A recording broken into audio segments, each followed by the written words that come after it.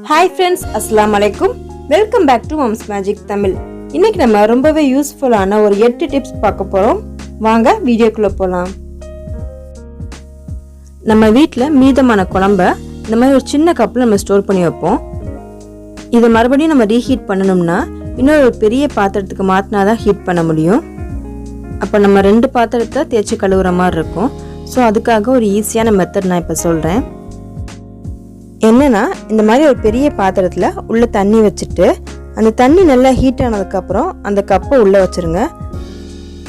வச்சுட்டு இந்த மாதிரி மூடி வச்சு இதை க்ளோஸ் பண்ணிடுங்க. இப்போ நம்ம அடுப்பை ஆன் பண்ணிவிட்டு இதை கொதிக்க விடலாம். இந்த மாதிரி நம்ம செய்கிறப்ப நமக்கு அந்த பாத்திரம் தேய்க்கிற வேலை கொஞ்சம் மிச்சமாகும். நமக்கு தேவையான அளவுக்கு நம்ம ஹீட் பண்ணிக்கலாம். நம்ம உள்ளே வச்சுருக்க அந்த குட்டி கப்புக்கு எதுவுமே ஆகாது, ஏன்னா நம்ம தண்ணி வச்சு தான் பண்ணுறோம். அந்த பாத்திரத்தை க்ளீன் பண்ணுறதும் நமக்கு ரொம்பவே யூஸ்ஃபுல்லாக இருக்கும். ட்ரை பண்ணி பாருங்கள். இப்போ செகண்ட் டிப்பில் பூண்டோட தோலை உரிக்க ஒரு ஈஸியான மெத்தட் நான் ஷேர் பண்ணுறேன். ரொம்ப அதிகமான குவான்டிட்டியில் நம்ம பூண்டு உரிக்கிறப்ப இந்த மெத்தட் நமக்கு ரொம்ப யூஸ்ஃபுல்லாக இருக்கும். ரொம்ப சிம்பிள் தான். ஒரு பாத்திரத்தில் சுடுதண்ணி எடுத்திருக்கேன். ரொம்ப ஹீட்டாக இருக்கணும்லாம் தேவையில்லை, ஓரளவுக்கு ஹீட்டாக இருந்தால் போதும். அந்த சுடுதண்ணிக்குள்ளே எவ்வளோ பூண்டு வேணுமோ அதை ஃபுல்லாக போட்டுட்டு மூடி வச்சுருங்க. ஒரு 5 மினிட்ஸ்க்கு நம்ம வச்சா போதும். பூண்டுக்கு மேலே அந்த காம்பு மாதிரி ஒன்று இருக்கும்ல, அதை நம்ம எடுத்துட்டும் போடலாம், இல்லைன்னா எடுக்காமலும் போடலாம், நம்ம இஷ்டம்தான். இப்போ நம்ம 5 மினிட்ஸ் கழிச்சு ஓப்பன் பண்ணி பார்த்தோம்னா அந்த தோல் நல்லா சுருங்கி இருக்கும். லைட்டாக அந்த மாதிரி கையை வச்சு எடுத்தாலே வந்துடும். ரொம்ப அதிகமான குவான்டிட்டியில் பூண்டு உரிக்கிறப்ப கண்டிப்பாக இந்த மெத்தட் ட்ரை பண்ணுங்கள். லேசாக நம்ம கையால் இப்படி எடுத்தோம்னாலே போதும், பூண்டு தோல்லாம் அவ்வளோ ஈஸியாக வந்துடும்.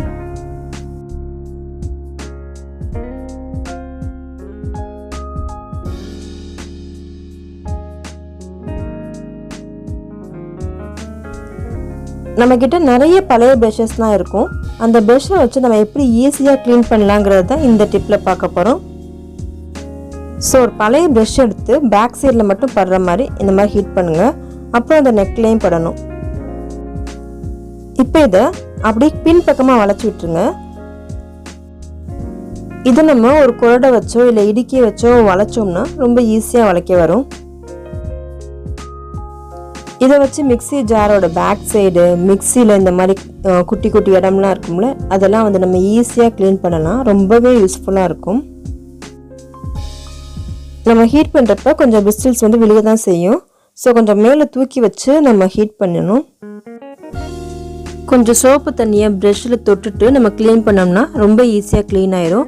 அதுக்கப்புறம் இந்த மாதிரி ஒரு கிளாத்தை வச்சு நம்ம தொடச்சி எடுத்துக்கலாம். இதை வச்சு நம்ம ஜன்னல் கம்பி கூட க்ளீன் பண்ணலாம். ரொம்ப ஈஸியாக க்ளீன் ஆயிரும். ட்ரை பண்ணி பாருங்கள். டிப் நம்பர் 4, நம்ம அவசரமாக வெளியே கிளம்பிட்டு இருக்கப்ப சம்டைம்ஸ் தலையில் தேய்க்கிற எண்ணெய் ட்ரெஸ்ஸில் பட்டுரும். இது குட்டீஸ்க்கு ரொம்ப அதிகமாக வரும் ஸ்கூலுக்கு கிளம்புறப்ப.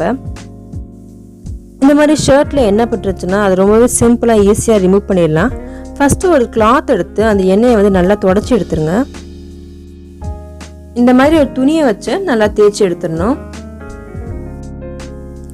அப்புறம் கொஞ்சம் ஃபேஸ் பவுடர் எடுத்து அந்த எண்ணெய் கொட்டின இடத்துக்கு மேலே போட்டு கையை வச்சு நல்லா தேய்ச்சி விடணும். திடீர்னு எண்ணெய் பட்டுருச்சுன்னா அந்த டைம் நமக்கு என்ன செய்யறதுன்னு தெரியாது. ஸோ அந்த மாதிரி டைமில் இந்த டிப்ஸ் உங்களுக்கு ரொம்பவே யூஸ்ஃபுல்லாக இருக்கும். பவுடரை வச்சு நல்லா தேய்ச்சி விட்டுருங்க. அந்த பவுடர் எண்ணெயை நல்லா அப்சார்ப் பண்ணிடும். நமக்கே எங்கே எண்ணெய் கொட்டுச்சுன்னு தெரியாத அளவுக்கு ரொம்ப க்ளீனாக போயிடும்.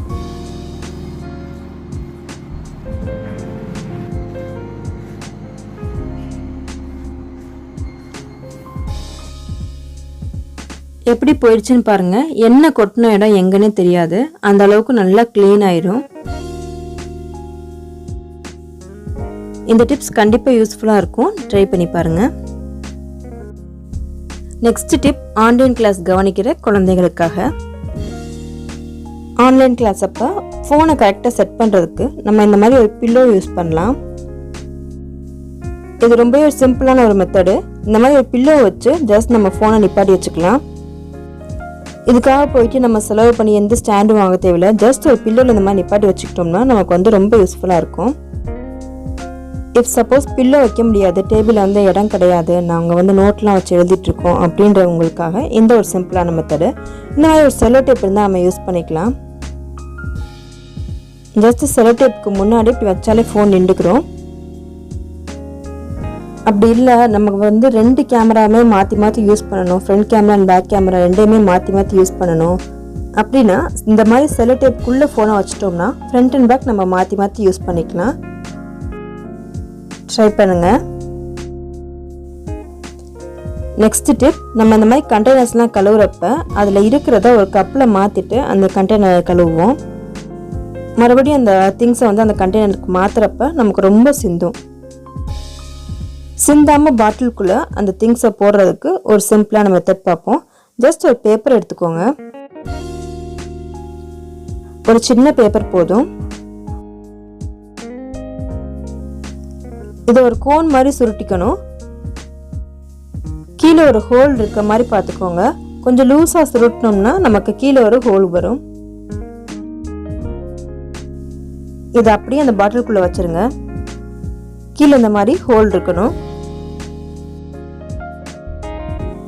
இப்போ எந்த பொருளாக இருந்தாலும் நம்ம வந்து ஈஸியாக ட்ரான்ஸ்ஃபர் பண்ணிக்கலாம். கடுகு, உளுந்து, மஞ்சப்பொடி, மிளகாய் பொடி எதுவாக இருந்தாலும் நமக்கு வந்து சிந்தவே சிந்தாது. ஒரு சிம்பிள் ட்ரிக் தான், பட் கண்டிப்பாக ரொம்ப யூஸ்ஃபுல்லாக இருக்கும். ட்ரை பண்ணி பாருங்கள். இப்போ அடுத்த டிப் என்னென்னா, நம்ம பழங்கள் வந்து எப்படி ஈஸியாக பழுக்க வைக்கலாம் அப்படிங்கிறத தான் பார்க்க போகிறோம். பழங்கள் பழுக்கிறதுக்கு எத்திலின் கேஸ் தான் ஒரு முக்கியமான ஒரு காரணம். நல்ல பழுத்த பழங்களில் எத்திலின் வந்து அதிகமாக இருக்கும். நமக்கு வந்து ஒரு பழத்தை பழுக்க வைக்கணும்னா நல்லா பழுத்த பழத்தோட அந்த பழுக்காத பழத்தையும் சேர்த்து வச்சோம்னா இந்த பழம் வந்து நமக்கு சீக்கிரமாகவே பழுத்துரும். இந்த மாதிரி நல்ல ஒரு பழுத்த வாழைப்பழத்தோட நமக்கு எந்த பழத்தை நம்ம பழுக்க வைக்கணும்னு நினைக்கிறோமோ அதையும் சேர்த்து வச்சிட்டோம்னா நமக்கு வந்து சீக்கிரமாகவே பழுத்துரும். அந்த வாழைப்பழத்துலேருந்து ஃபார்ம் ஆகிற எத்திலின் அந்த மாங்காயில் பட்டு நமக்கு அந்த மாங்காய் வந்து சீக்கிரமாகவே பழுத்துரும். இதே நம்ம ஆப்போசிட்டாகவும் யூஸ் பண்ணலாம். இஃப் சப்போஸ் நமக்கு வந்து பழம் வந்து சீக்கிரமாக பழுக்கக்கூடாது, தக்காளி மாதிரி பழங்கள் வந்து நமக்கு வந்து சீக்கிரமாக பழுக்கக்கூடாதுன்னு நம்ம நினைப்போம். ஸோ அதுக்கு நம்ம என்ன பண்ணலான்னா, பழுத்த தக்காளியை தனியாகவும் நல்ல காய் தக்காளியை தனியாகவும் வச்சிடணும். பழுத்த தக்காளியும் காய் தக்காளியும் ஒன்றா வைக்கக்கூடாது. அந்த மாதிரி நமக்கு செய்கிறப்ப இந்த தக்காளி இன்னும் கொஞ்சம் நாளைக்கு வந்து காயாகவே இருக்கும், சீக்கிரத்தில் பழுத்து வீணாகாது. ட்ரை பண்ணி பாருங்கள். இந்த மாதிரி கவரில் வாங்குகிற சில பொருட்களை நம்ம அந்த கவர்லேயே வச்சு ஸ்டோர் பண்ணுவோம். அதிகமாக டப்பா இல்லாத நேரங்களில் நம்ம கவர்லேயே ஸ்டோர் பண்ணுவோம். இந்த கவர் ஓப்பனாக இருக்கிறப்ப இது சீக்கிரமாக கெட்டு போகிறதுக்கு சான்ஸ் இருக்குது. இதுக்கு ஆன்லைனில் கிளிப்ஸ்லாம் அவைலபிளாக இருக்குது. பட் நம்ம வீட்டில் எப்பவும் இருக்கிற ஒரு பொருள் நம்ம இதுக்கு யூஸ் பண்ணிக்கலாம். இப்போ இந்த கவரில் காற்று உள்ளே போகாத மாதிரி 2-3 மடிப்பு நல்லா மடிச்சுக்கோங்க. மோஸ்ட்லி எல்லா வீட்லேயுமே டிக்டாக் கிளிப் வச்சுருப்பீங்க. அந்த டிக்டாக் கிளிப்பை வந்து இதுக்கு நம்ம யூஸ் பண்ணிக்கலாம். இதோட விலை பார்த்திங்கன்னா ₹1 இல்லைனா ₹2 அவ்வளோதான் வரும். நம்ம அதிகமான காசு கொடுத்து ஆன்லைன்லாம் வாங்காமல் ரொம்ப ஈஸியாக நம்ம வீட்டில் இருக்க டிக்டாக் கிளிப்பை யூஸ் பண்ணி நம்ம ஈஸியாக ஸ்டோர் பண்ணிக்கலாம். இந்த மாதிரி 10-15 கவர் இருந்தாலும் நம்ம அதுக்குன்னு தனித்தனியாக டப்பா தேடிட்டு இருக்க தேவையில்லை. எல்லா கவருக்குமே ஜஸ்ட் கிளிப்பை மாட்டி விட்டு அதை வந்து ஒரு பெரிய கண்டெய்னரில் போட்டு ஸ்டோர் பண்ணிக்கலாம். இந்த மெத்தட் வந்து கண்டிப்பாக ரொம்ப யூஸ்ஃபுல்லாக இருக்கும். எல்லாருமே ட்ரை பண்ணி பாருங்கள். ஓகே ஃப்ரெண்ட்ஸ், நான் ஷேர் பண்ணியிருக்க இந்த டிப்ஸில் எது உங்களுக்கு ரொம்ப பிடிச்சிருக்கு அப்படிங்கிறத கமெண்ட்டில் சொல்லுங்கள். இன்னொரு இன்ட்ரெஸ்டிங்கான வீடியோவில் சந்திக்கலாம். பாய்.